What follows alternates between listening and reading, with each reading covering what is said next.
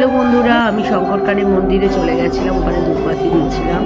এখানে আমাদের মিডিয়া থেকে লোক এসেছিল, তারা মোটামুটি এখানে সমস্ত প্ল্যানিং করছিল, সমস্ত কিছু এখানে মানে সবাই বলতে আরম্ভ করেছিল।